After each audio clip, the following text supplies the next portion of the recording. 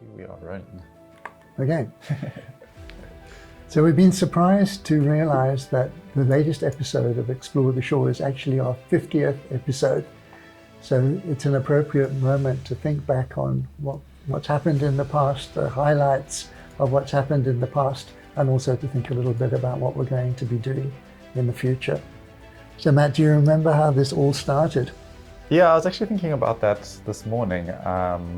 I remember you invited me out onto the shore with Craig Foster. Right, and octopus teacher. Yeah. We hadn't really been hanging out on the shore much before that. It's not like this was something which we did every weekend. But I think you'd invited me because Craig's a filmmaker and I work in film, and you were like, this is a good connection.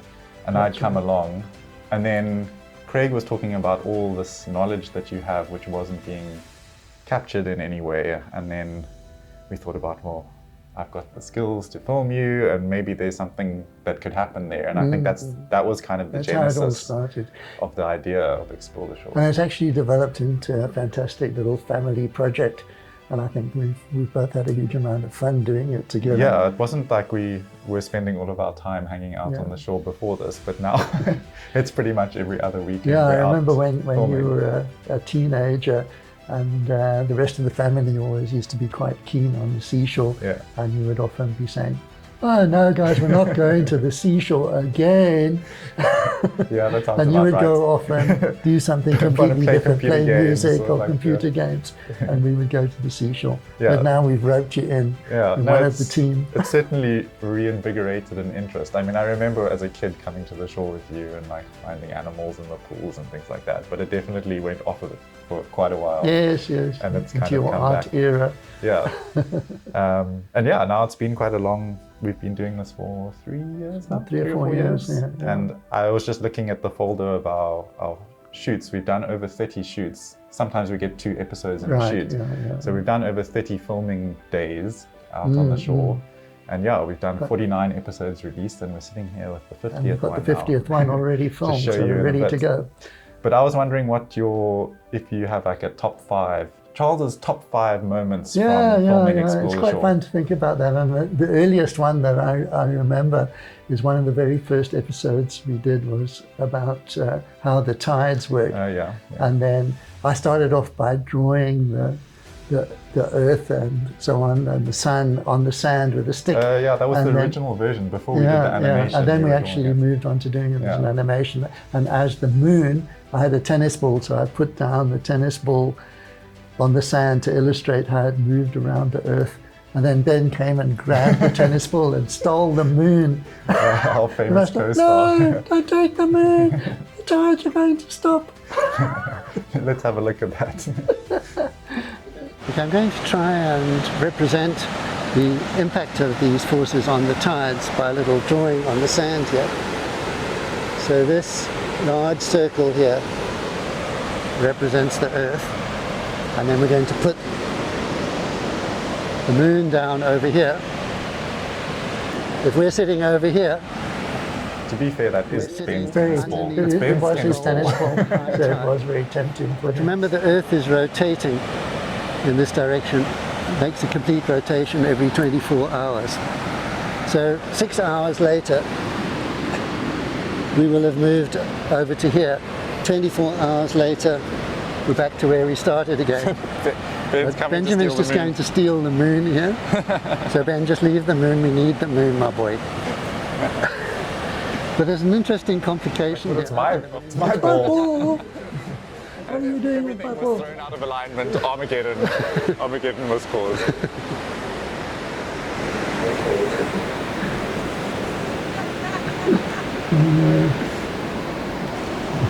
So in the end we had to abandon that and we fix the moon. went to doing a graphic. Fix the moon. Graphic animation instead. So that was really a good day. Bring the moon, that's a good dog. And then, We need the moon. and the next one that I remember actually was right in front of your apartment here, and we were doing, I think we were filming Bryozoans or something quite boring. Yeah, we went out for And something then- completely different. And then remember I that turned much. over a rock and there was a huge abalone there. So we switched immediately and started filming the abalone. And I was sitting on this rock holding this enormous abalone, and then I felt something prodding at my leg. And I looked down and it was a huge rock lobster. and he was like coming in and saying, "Please film me too, film me too." So I could just reach down and pick him up, and I had this whole lobster. And they move around on the rocks and they eat seaweeds. And they're Dad, very... turn around. There's a giant lobster right behind you. Directly behind you, there's a huge lobster. I've got him. And you're filming and a giant lobster appears. Wow, look at that. So look at that, we were busy filming right in the intertidal. It's crazy in the middle of the city. "You too, take my picture as well." And then he came up right under my feet. Look at that, that's amazing. What a huge lobster. Yeah. They're normally hiding under rocks and things. And You he wouldn't just normally kind of came out find the one water. in the intertidal like that. It's very unusual, and especially right here in the middle of the city. And actually this was a double whammy, so not only did we get the abalone episode and the lobster episode, but then when I looked at the underside of the rock lobster, it had these little worms growing out of its joints. Okay, yeah. And that was a completely revolutionary thing. It's a group of animals called goblet worms. It's a whole phylum of animals which I've never ever seen before in my 50 years of biological research. And there they were growing on this lobster. Which had just come out the water at us. Which had just volunteered itself. So it was like a triple whammy. We got the abalone, we got the lobster, and then we found these goblet worms, which are almost certainly an undescribed species. But nobody works on goblet worms, so I haven't been able to get anybody to describe it. Let's have a look at them. But there's an interesting thing living on the underneath of it here. Look, Matt, you see those? You see these things? Yeah. And they're growing right out of the joints. They're really strange. Yeah, look at them on the legs here. I'd like to get a close-up of that. Figure out what they are. Yeah. So these are what I call endoprots. It's a tiny little phylum of animals, which, I mean, there are a couple of species known from South Africa, but not growing on lobsters. So this is almost certainly something Another new species. Another new species, yeah. We need to get them described. We can explore ashore. But it's such an obscure group, though, that nobody's actually working on them, so I haven't been able to find an expert to send them to. Okay. What's next? And then actually, Number 4. right in the same area here, right in Sea Point in front of your flats here, then we found the most amazing worm, the most amazing polychaete worm. It's called the hair curler worm. It is actually described, but it's only just known from a couple of observations. And they've got these long curly tentacles on each segment, which like unwrap and wrap back again. It's really the most bizarre looking animal. So it really is quite a beautiful, I remember this, it was quite a beautiful find. I don't think we've ever seen anything like this. It's an absolutely extraordinary animal. And that pointy bit at the front there is its head, and then it's got these long tentacles, and you see it unwinds them and winds them. It must be, like I don't know, organ or something? it could be to distract predators. I don't know. Nothing is known about it. I mean, it has a name, but nothing's known about the biology, and it's a most weird-looking thing. This family are all carnivorous, so it's almost certainly out there hunting. Okay, and number 5. And then, the last one, we've actually found several new species in the course of these 50 episodes, but probably the most interesting and the most unusual looking one is a little isopod that we found when we were filming. I think we were filming sea spiders in Kommetjie. And then we turned over this rock, and there was this extraordinary looking isopod, which sort of has 3 of its legs all together at the back, and then it's got a very elongate body, and then like stands up a bit like a praying mantis. And then it has very long antennae which it combs through the water, and it's a filter feeder. But I've never seen anything remotely like this. And actually, we have been able to follow through on this one. So my former student, who's a crustacean person, Janus, actually took this species to a lab in Germany recently, and they're describing it as a new species. So this is an entirely new discovery, right in front of the house that we were staying in Kommetjie, one of the most intensively sampled places. on the whole South African And coastline. there was something completely new just Yes, under a boulder. completely new species under a boulder there. It was a good thing that we didn't just film, we actually did a little bit Yeah, of we looking actually around. collected it. Unfortunately, I do have a permit for collecting these things. So we collected the specimen, and there's actually a paper being written up describing it and naming it. That's amazing. So, some pretty interesting discoveries actually, Yeah. in the course of these 50 episodes. So, speaking of 50th episode, I feel like we've been wanting to do this episode for quite a long time. I think we've spoken about it quite a lot. So I've had my little packet of shells to donate to the hermit crabs in Longabana, sitting in my office at home for actually probably a year. But then we finally managed to make a get trip there. up to Longabana a few weekends ago, and we managed to take a hermit crab episode. Okay, so this is the 50th episode of Explore the Shore. Hope you enjoy it. So this morning we've come to Longabana on the west coast to look at what must be one of the most familiar of all marine animals, which is the hermit crab.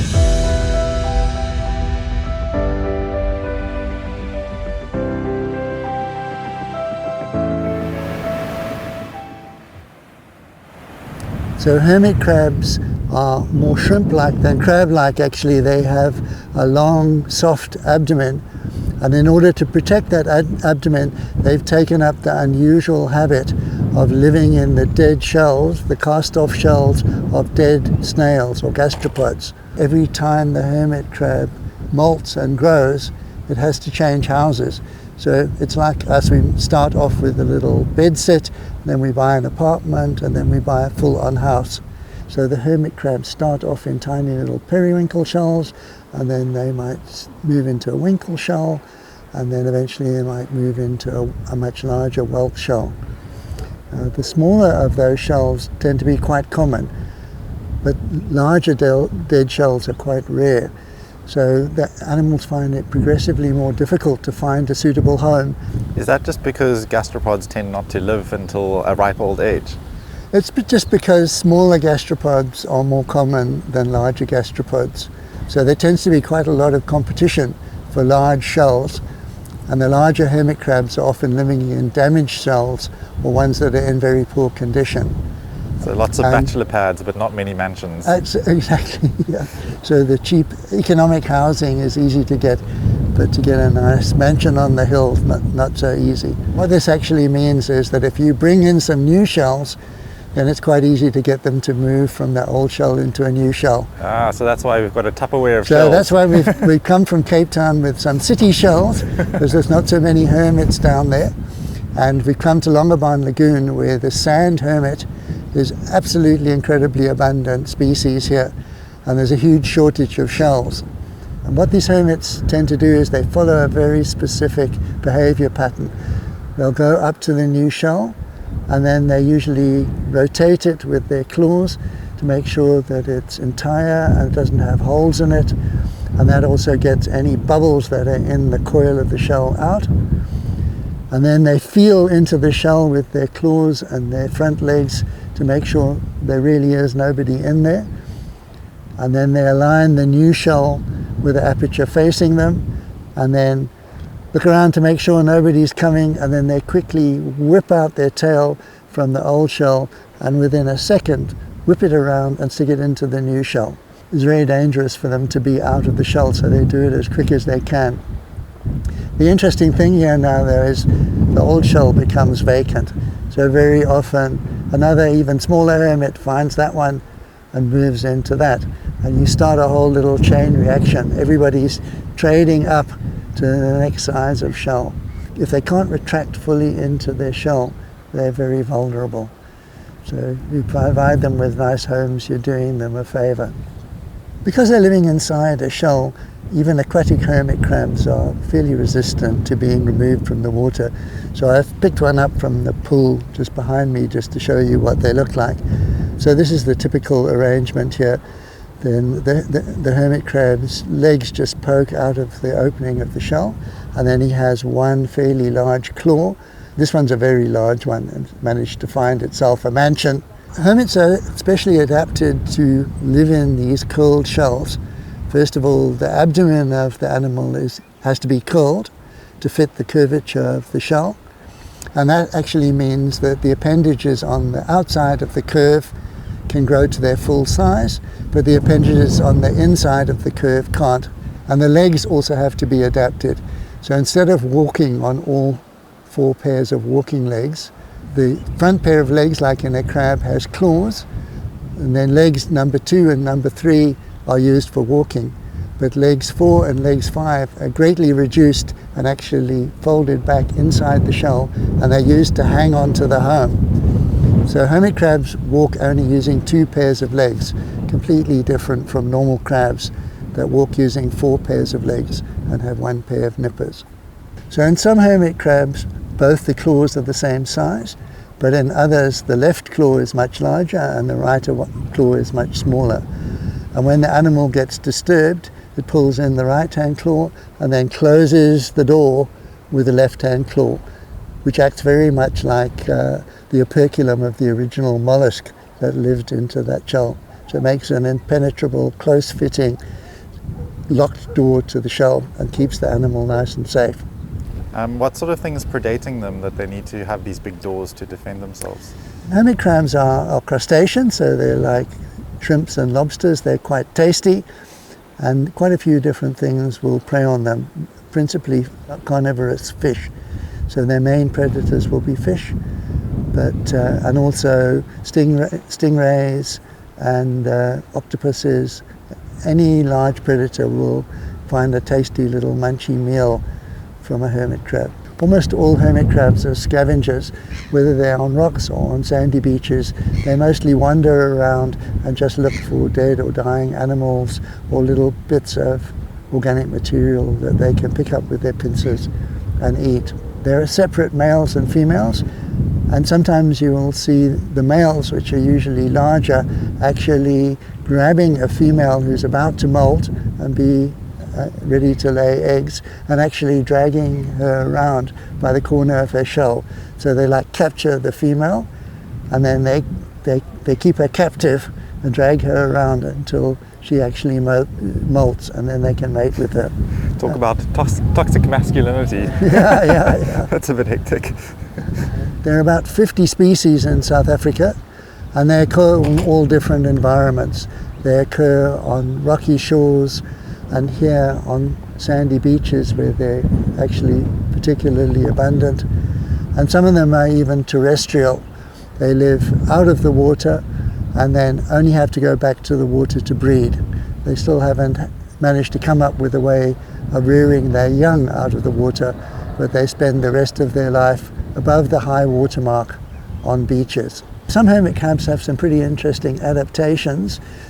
Some of the more tropical ones have specialized in only going into cone shells. So cone shells are very hard shells, so that's very beneficial to them. But they have a very long, narrow aperture. So the ordinary hermit wouldn't be able to fit into that little slit-like opening. So the hermit crabs that have specialized on that habitat have become extremely flattened. That's very beneficial for them because it provides a very secure home, and it's very difficult for any sort of predator to pull them out of such a narrow aperture. Some other hermit crabs have set up a relationship, a commensal relationship with sea anemones or zoanthids, which are colonial anemones. At the simplest level, the hermit crab collects an anemone, eases it off the rock, and then puts it on its back on the top of the shell, and it lets it attach there. And this is a mutually beneficial relationship. The stinging cells of the anemone protect the hermit crab, and then when the hermit crab feeds, it tends to kind of tear apart its food, and then those food particles float up in the water and the anemone eats them. In some deeper water hermits, that relationship's been taken even further.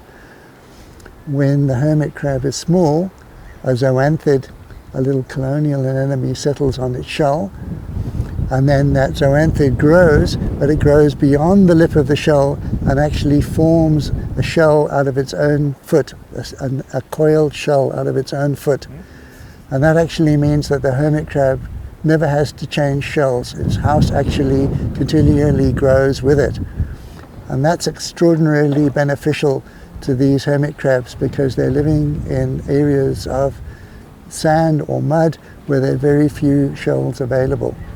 So being able to have a living shell made out of the zoanthid's foot actually means that these hermit crabs can become very abundant, and that wouldn't be the case if they didn't have such a relationship.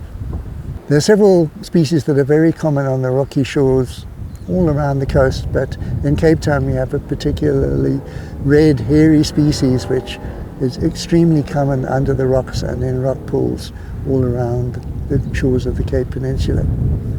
So if you see a shell scuttling around quickly, take a closer look at it. It probably has a hermit crab in it.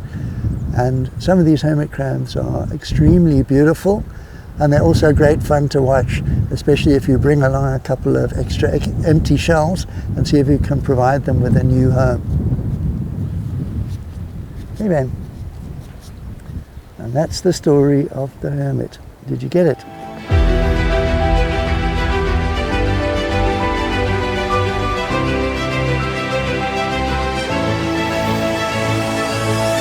If you enjoyed watching Explore the Shore, please hit subscribe and follow our Instagram for more. So here's actually one really interesting shot that we didn't really comment on in this movie, and that's the red hermit crab that's very common on the Cape Peninsula here. And you actually managed to get one that was out of the shell. Yeah, it seems to like come out and it was looking So around. I think like it's abandoned its old shell Yeah. and it's just looking for a new one. But the interesting thing is that you can see that it's actually carrying eggs on the they only carry eggs on the one side of the body, on the outside of the curve, and the eggs are covered with a flap. And this is actually a brooding hermit crab. What? So almost all hermit crabs have larvae which swim around in the sea and then settle, that's what we like would most describe, crustaceans. But this hermit crab actually keeps the eggs in a little brood pouch, and they develop through their larval cycle into little hermit crabs, and they actually emerge as fully developed little hermit crabs, teeny tiny hermit crabs. And I mean, that is known as a phenomenon, but in this species, it's never been described. And actually, nothing is known about brooding in hermit crabs. Like how many young do they have? How long does it take? So this is another project, another thesis that I should give to a student. But that's amazing that they grow them inside their shell. Yeah, they actually keep them inside the shell, and then and that's a mechanism to stop them being predated on. Yeah. And then if they can give birth to more highly developed young, they have a higher likelihood of survival. Better chance of survival. Sure. Every time we do an episode, there's some. You always see something that you've never seen before. Yeah. So I decided to do my top 5 as well to compete with yours. Yeah. So mine is the top 5 fun facts that I've learned. So I mean, this whole thing for me has been quite a journey. Voyage of discovery. Yeah, because like you say, in my teenage years, I kind of avoided all things ocean. Classic rebellious teenager. And hanging out with you and talking about all of these things is as much a journey of learning for me as I'm sure it is for everybody watching it. So yeah, I picked up So what's your top 5 things? So the first one was the starfish feeds. So that's also way back, one of the early episodes, but I've never forgotten about hydraulic starfish feeds and how they suck the water in, seawater in, and use it to pump their feet and extend them with a little pipette, you described it as? Like a pipette tube, like squeezing the bulb and then the leg comes out. And it has little muscles to control it. It's the most bizarre group of animals. I mean, this is the group of animals that's like most different from any other type of animal. So they're right out on their own limb. And getting these shots as well, I remember I'd never really zoomed in on starfish's feet before, and it was one of the first shots I think This is really a fantastic shot. I've never seen such good shots of walking starfish moving their feet. So that was the first thing that I thought was pretty amazing. Yeah, that's a really cool one. And then mass spawning, I thought was also a good one. Yes. So if you remember our mussels episode, we had some good commentary on mass spawning. 50 to 70% of the weight of the mussel is gonad. And they produce, when they spawn, they produce millions and millions of eggs, up to 6 million eggs per mussel. Wow. And they drop their weight by over 50%. So the mussel's nice and big and fat one day, and then it spawns, and then the next day it's all thin and shriveled up, and there's not much to eat in it. And the other interesting thing about the spawning is that when one mussel spawns, then there are hormones in those eggs and sperm, and they stimulate all the other remaining ones around to spawn at the same time. So you have a mass spawning. And again, if you put that in human terms, you could be in the stadium watching the rugby match, and if somebody spawned, then everybody else would go off.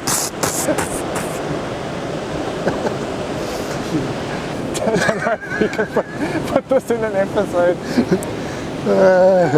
So, the pilot of your aeroplane might be like, "Good evening, ladies and gentlemen, welcome to our flight." And in the unlikely event of mass spawning, this aeroplane is equipped with drainage channels here, here, and here. Please remain seated. Another classic Charles joke. I can see you've had lots of these conversations. Yeah. So that was, I thought, was a pretty great fact combined with some good storytelling and humor. That was really a funny one, yeah. But it also explained to me how there's so many mussels on the shore. Yeah, it just yeah. seems so prolific that, I think it's a pretty graphic representation. But it's the way it is. And I think that's an important part of making this, is like making it fun as well. It's not just like science-backed, science fun. I don't think that would find its way into the textbook. Yeah, no, probably not. My third one was the solar nudibranchs, which take the cells from the plants and then use the chloroplasts and the photosynthetic mechanisms and like make themselves into little solar panels. I mean, just like making your own sugars using the plant mechanisms. Yeah. So they're little solar-powered animals. Yeah, I mean, that's just what amazing piece of evolution. And it's happened in several different species. I mean, you can see actually they're two completely different species. In fact, they're in different genera. So it's probably evolved more than once. Completely independently. And in fact, it happens in other groups of animals like sea anemones. And then I thought the submarine spiders was totally amazing. I mean, what a little piece of evolution. Land spiders that have moved down into the intertidal have had to adapt to living in seawater. So what they do is they take a limpet shell and they glue it onto the underside of a rock, and then they have a little air bubble in there. When the tide comes in, they retreat into the air bubble, and then they're in a little diving bell there, and they wait until the tide goes out again, and then they come out. And so to be a spider and then evolve a mechanism to survive when the tide comes in the water, I just thought that was an amazing, bizarre piece of information. And I mean, an even more remarkable thing about this is that there's a little parasitic wasp that lives in the eggs of this one spider. And the wasp has actually lost its wings. It's become wingless. So it's actually kind of stuck in this habitat where these spiders are. And it's in fact only known from this one location where we did this filming. In Komaki. The only place in the world that it's known is inside the eggs of a spider that's inside a limpet shell in the intertidal in just Komaki. Wow. So evolutionary complete dead end. I don't know how long they can carry on surviving there. And then my last one is a fun one, but the number of times it's been not a plant, that it's actually been an animal that we've been looking at. And just the wide range of species, which can very easily look like plants to the untrained eye, but actually be super complex organisms. Yeah, a lot of animal groups have kind of become sedentary, anchored onto the rock, and then they just open and pump water or filter things from the water column. And they can't move, and they have these like tentacles that look a bit leafy. Or like little flowers. Or like the hydroids, which look like trees. They look like little miniature trees with their little... And a lot of them have got like little flowers, little polyps that open and look quite like flowers. And of course, sponges here don't look like anything. They look like a piece of rock. Yeah, so there's been some amazing, I mean, and that's just a small selection of the amazing, bizarre things that we've covered in these 50 episodes. So we've covered a pretty impressive number of topics in our 50 episodes, I think. And one of the I think the best things, it's not a fun fact, but one of the best things has been just this project and like doing it with you. Like I was saying, we didn't really spend much time together, especially not on the shore. So it's allowed me a window into your whole world. I've also learned a lot because I've had to read up a little bit about all these different groups. And of course, when we've gone out on the shore, like with the goblet worms, I've actually discovered things that I've never ever seen before. So it's sort of incentive to go out and explore, and when you explore, you find. And it's not the end, not the end even yet. So we've still got plenty more episodes that we can do. And of course, we've got another new development happening. Yeah, we do have a special announcement. So if you've been stuck with us this far into this special episode, then we've got some special news for you. We got approached by a publisher a little while ago, and Explore the Shore has an Explore the Shore book coming out towards the end of this year. So if you keep watching our social media and our announcements, then we'll let you know when it's out. It should be pretty soon. I think the main thing for me about making this book was, like, similarly with the Explore the Shore series, was trying to make the science fun and interesting. You know, there's a lot of dull facts about what things, biology of the mechanisms of the body, but getting the kind of bizarre and weird stuff in there. And we've introduced some little fun things, like Ben says, so Ben the Labradoodle has he appears in the book quite a few times and makes little comments. And then I've got some personal anecdotes, Charlie's anecdotes about experiences that I've had with some of these animals. So we're trying to make it enjoyable as well as factually correct. And it covers a whole lot more than we've covered so far. I mean, we plan to do a whole lot more episodes, but it's quite a bit more in-depth and covers a whole lot more different species than we've done so far. So look out for it in the bookshops. Yeah, we'll let you know when it's out. And I think lastly for me, getting to 50 episodes, I mean, that's quite an achievement ourselves. I feel like we should acknowledge that. It's been a lot of work getting so we'll here. Have a drink on it, yeah. But also a big thanks to everybody who's followed along this journey with us. You know, the whole point of making Explore the Shore is so that people see it, people learn, people get the same level of awe and amazement about the crazy things that are living on our shore. So we want to say a big thank you for coming along for the ride. And we've had some great input from other people too, who've either donated us amazing footage, or come and be on our episodes. Come along, and then when we filmed an episode and we've had experts come in and actually give their input and answer some questions on the episode. So it's been a real team effort. It's not just the two of us. And everybody who's interacting online, who's commenting, you know, those are the things which keep me going at least. You know, that's what makes it fun. So send in your questions. We love actually getting questions, and it makes it much more interesting. And thank you so much. If you're still watching, then you're definitely one of those people who is part of our community and has been supporting us. And we'll keep it going for you. Yeah, we really appreciate you. And thank you very much. Cheers.